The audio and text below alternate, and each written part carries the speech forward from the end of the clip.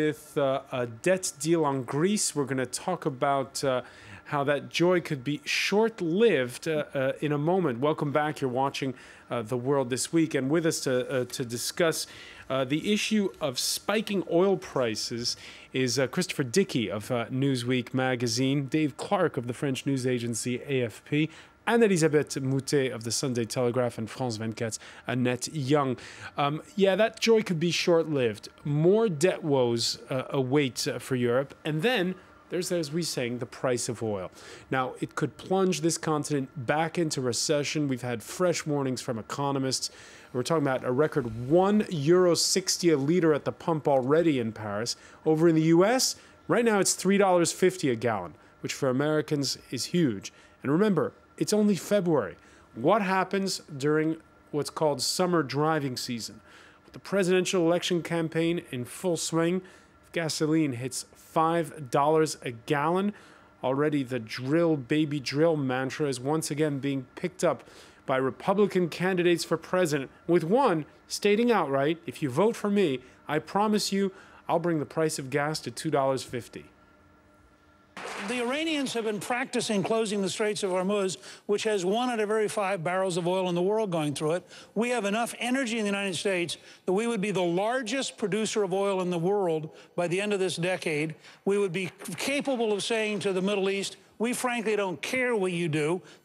That's the easiest thing in the world, to make phony election year promises about lower gas prices. What's harder is to make a serious, sustained commitment to tackle a problem.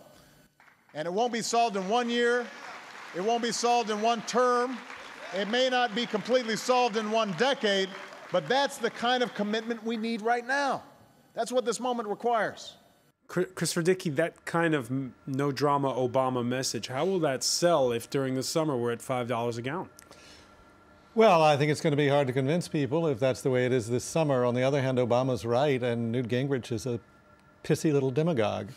I mean, the truth is, what Gingrich is saying is right and what Obama is saying is right in terms of what's going to happen with energy in the United States. The natural gas reserves in the United States, what's called tight gas, shale gas, are huge. And they're going to change the entire energy landscape, not only of the United States, but of the world. The same thing's going to happen in Europe. This stuff exists in Poland. It exists in China. We're going to see a remaking of the global energy map. And it will change all these dynamics. But if you sit down in the middle of a campaign and saying it's going to be great 2 years from now because or 5 years from now because of shale gas, people are like, yeah, that doesn't help me take my summer vacation. But Obama, even with the gas problem, the gasoline problem, is probably going to win big in these elections because there are such idiots on the Republican side that they've gotten into a whole set of demagoguery about social issues, about things like gas prices that I think people are not going to respond to in any major way because they just won't be able to stand people even like though Rick the news cycles have become so short and you can just hit people with that virulent $5 a gallon message all summer long? Well, maybe it won't go all summer long, but even if it does, people can say again and again, do you know what? You know what? When the Republicans took over the White House in 2001, do you know what gas prices were? They were under $20 a barrel, well under $20 a barrel. When they left, they were $100 and some a barrel. Who do you blame for that? Dave Clark, where do you see the issue of spiking oil prices? Because we're in a situation where either we stay in a recession, or if there is a recovery, there'll be higher demand. And either way, it really is to a certain degree, a tax on the poor, having high prices at the pump. It's taxed on everybody. I mean, expensive deliveries to shops, expensive filling the tank. But always astonishes me seeing Republicans debate that they don't understand market economics. If there's a big demand for fuel, the fuel price will go up, and that will encourage competition, and that will encourage innovation. And then people will drill deeper. They'll find new ways of getting oil. They'll find new ways of making wind power. They'll develop geothermal energy. They'll have fast-growing plants that they can turn into gas, and all sorts of fantastic things will happen thanks to the science generated by these massive oil prices. All right, the rising price of oil notwithstanding, the U.S. economy is showing signs of recovery. Even if perhaps the International Herald Tribune's Patrick Chapat believes everything's relative. There you see in the cartoon, they're saying economic indicators have grown from catastrophic to gloomy. Anne-Elisabeth Moutet, when you think back to several months ago, and they were expecting there would be revolution in the streets over the way the economy is going, are you surprised at, in fact, how toned down campaigns are, both in the U.S. and here, when it comes to the general issue of the economy? I think when there's a real feeling that the economy is going badly, you do not have half the protest that you get when people think, oh, it could be a little bit better. And there's a general feeling that there's several varieties of world crisis. There's a financial crisis, there's a debt crisis, there's a production crisis, and there's an energy crisis, and all of these overlap, but they're different. And there's, of course, a jobs crisis, because even though there has been a few job creations in America, this recovery that people talk about is a jobless recovery. And so, and all of this with people who are finding it much more difficult to find jobs because they are less mobile because of the crisis of the subprimes, which started with the fact that they cannot renegotiate their homes, so they cannot move. So the flexibility of the workforce has gone down. So I think people are perfectly well aware that it's such a difficult situation that they're sitting tight and hoping that it's not going to entirely destroy them and the people around them, their families. And I don't think you go out and protest half as much in those cases, which is also why the kind of even the price of gas. I don't think anybody believes the idea that gas can go down the minute you vote for a Republican president. So I think it's more that the Republican candidates, who are, as Christopher said, extremely. I mean, they seem to have sort of picked every non-candidate and sort of paraded them one after the other. And they've got quite a few interesting candidates for the next round in 4 years' time. They've got good names and good people, and these are people who are not getting in. People like Steve Rubio, people like Chris Christie of New Jersey. But these people are not running this time. I'm not as certain as you are that Barack Obama has got it made. I think he can still make many mistakes, and I think he's very undecisive, and I think Americans do not like indecision. But at the end of the day, it's going to be the state of the economy. We don't know where it's going. But certainly the Republican Party seemed to have, as the French call, un boulevard, to get, a Republican president and make of Obama a one-term president. And I should say right now it's a draw. Right now it's a draw. It's a draw. Boy, that's optimistic on the Republican side. I don't know how you can say American voters don't like indecision. Republican primary voters clearly like indecision. That is very true. That is very true. Annette Young, you were just back in Australia. What do they think about the circus that is U.S. politics at this point? They're rather consumed with their own circus at the moment. I saw this week, yeah. Yes, Kevin Rudd versus Julia Gillard. Managed to upstage a G20 meeting of foreign ministers when he announced his resignation. He dropped that little bombshell. So I think at the moment the Australians are looking with a great deal of interest as to what's going to happen on Monday with this leadership ballot. And all indications are that Julia Gillard is likely to win the support of her ministers and backbenchers. But having said that, I don't think it goes down well at all with the Australian electorate, who don't like the fact that the Labor Party machine has been doing what they've been doing the last few years. First of all, deposing Rudd and putting Gillard in his place, and now allowing this leadership ballot to take place. All right, so the Republican Party, with its problems, the Labour Party in Australia, with problems of its own. Barack Obama, by the way, his official apology over Quran burning at a U.S. airbase, not enough for outraged Afghans. On Friday alone, 12 killed in protests. The U.S. Embassy advising its nationals in Afghanistan, quote, to please be safe out there. That's a quote. Demonstrations as well in the Pakistani city of Peshawar. The timing particularly bad for U.S. diplomacy, even though Hillary Clinton did manage a sit-down with her Pakistani counterpart, Foreign Minister Hina Rabbani Carr, on the sidelines of an aid summit for Somalia in London on Thursday. Christopher Dickey, it's just... There won't be a quiet exit, it seems, for the United States from Afghanistan. No, and the exit can't come soon enough. We don't have any business there, and this latest episode is just absolute proof of what imbeciles we are to be in Afghanistan in the first place. I mean, why do we have people burning Qurans? Why aren't we paying attention to things like that? when it happens, why do we admit that it happened?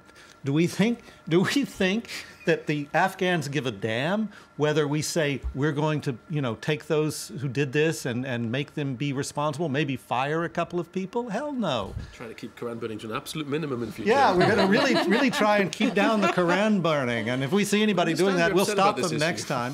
What are they talking about? This is so foolish. I can't believe it. But because we have absolutely no cultural sensitivity, no sense of how that society works, and no sense of how to work in it, even after all these years, we have a disaster like this. We should have gotten out years ago. So when it comes to actually, Anna-Elisabeth Moutet, amending those fences with Pakistan, obviously I wasn't a fly on the wall with that meeting between Hillary Clinton and her Pakistani counterpart, but what can you do in the current situation? Well, the Pakistanis follow what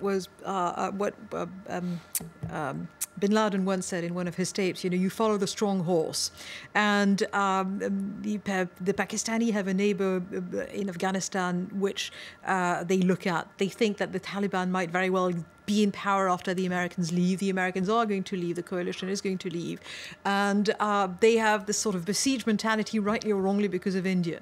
And so the idea is if we don't trust that the Americans are strong, then we're going to play the other card, and we can play two sides against the middle. It doesn't matter. That's the way in the region.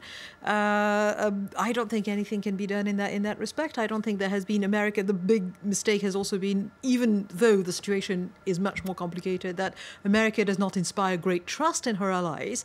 And when the date of departure has been officially given, then you just have to sit it out until a few months afterwards. The problem is not just that the Americans are pulling out, or the Americans are weak, or the Americans are strong. It's that the Pakistanis think they can control the Taliban. They think if they fund them, they support them, create them is what they originally did. Yeah. That if they do all that, then they'll control them. They'll make Afghanistan a satellite state of Pakistan, yes, and what they can do is keep it from becoming a satellite state of India. None of which has a damn thing to do with America being strong or weak. It has to do, but if you think that suddenly, when the Russians didn't do it, when the British did not do it, when the Americans didn't do it, the Pakistani can control Afghanistan, please. I don't think anybody can control Afghanistan. I didn't say they weren't delusional, but I think that's what they do. Exactly. So, they're welcome to the next headache in the same area that has been a headache since the days of Alexander. I mean, let's just get the Americans out of there. Best of luck. Yeah. Oh, why doesn't this count against Barack Obama as well? We were talking in the last question about how Barack Obama is increasingly looking like favourite to win his election. He decided to ramp up that war. He's trying to claim credit for pulling out of Iraq, but he poured tens of thousands of reinforcements into Afghanistan. Yeah, at the insistence of his generals, and I think he was. But with the promise that it was a surge and then a drawdown would follow, which is the case. Well, surge followed by a defeat. Yes, but I agree with David.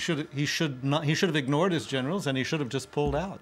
It was a misunderstanding of the surge in Iraq. They Total thought misunderstanding. They thought the surge in Iraq was what stabilised things for them there. I don't even want to call it a victory, in jest. But they thought that they'd stabilised the situation in Iraq, where almost as many people died yesterday as died in Syria. And 6 bomb attacks run by Al-Qaeda around the country. But they thought that the surge in Iraq had won. Well, what happened in Iraq was that the Shiite forces won the civil war of Baghdad, and so for a while there wasn't any more Sunnis to kill. All right. Well, we're going to broach one final topic, one that has a lot of people paying attention in the newsroom. When we said we were going to talk about the Academy Awards in today's show, some of you didn't approve. Otto on Facebook said, "Do you think it's a useful subject? Focus on real subjects, please." Well, Otto, we'll admit it. It's true that our interest here in Paris is particularly perked this year because a French film, The Artist, has a bona fide chance of winning Best Picture and or Best Actor. But in fairness to us, Otto, the Oscars are a big deal every year. For all the talk of waning U.S. influence around the globe, and we've just been discussing it when it comes to Afghanistan, there's always interest, Anna-Elisabeth Moutet, when it's the Oscars. There's always interest, and that is the real soft power of America. And I might add that anybody who thinks that Hollywood doesn't matter, Hollywood now makes more money for the trade balance of the United States than the arms industry. So it's the second largest or first largest, depending on the year's, exporter of American services and goods. And the other thing is that all these people, the people who hold the Kalashnikovs, the people who are fighting in all those horrible places that we've been talking about. They watch those movies? Sometimes they pirate them and they steal them, but they watch them and they model themselves on them. No, Al-Qaeda loves disaster movies. This is true, but I remember in Lebanon years ago when all those American movies like Rambo were playing in Beirut, and the people who were actually doing this really on the street we're going to watch the American movies. So there is an influence. And the other thing is that Hollywood it's been created not by Americans but by Europeans largely. It's very open to foreign movies, more than people think it is. And this year it's a French movie and a British movie with an American actress who've got the most chances of winning the Oscars. And there are other international movies competing in that, and it's quite remarkable.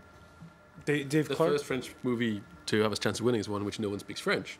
Or indeed any other language for that matter. It's a silent picture. It's a silent picture. Just for Otto and all our fans on Facebook, to bring this back again to serious issues. I just saw on the B-roll that went behind us there while Elizabeth was talking, Hilary Swank getting on stage to receive her Oscar, I assume for the boxing movie she was in. Another event that she attended that year was Ramzan Kadyrov's birthday in Grozny. And obviously there are dictators all around the world who follow the Oscars very closely. Well, I think Kim Jong-il was a big fan of cinema. I wasn't kidding about Al-Qaeda. When they first started capturing Al-Qaeda's leaders and interrogating, waterboarding them, one of them started talking about the bridge in the Godzilla movie. Nobody had seen the Godzilla movie in the FBI, but these guys had. But of course, I was once in Tetovo and it works both ways. The Oscars also used sometimes to protest. We remember Marlon Brando for the rights of Native Americans and this sort of things. And the films, sometimes the topics are films that. So it does work both ways. It certainly does, and I think Hollywood. I mean, we were having this debate beforehand. Will the artist win? It's up for 10 nominations? Yes, it's got a good chance of winning. Hollywood loves those sort of films that, gives them a sort of a nice warm glow. This is what our industry used to be like, So I suspect the French will be very happy on Oscar night. All right, the prediction there from Annette Young, wrapping it up for this week. I want to thank you. I want to thank Dave Clark and Elisabeth Moutet and Christopher Dickey. Thank you for being with us here in The World This Week. Stay with us. Coming up next, it's Business, and that's hosted by Tom Burgess-Watson.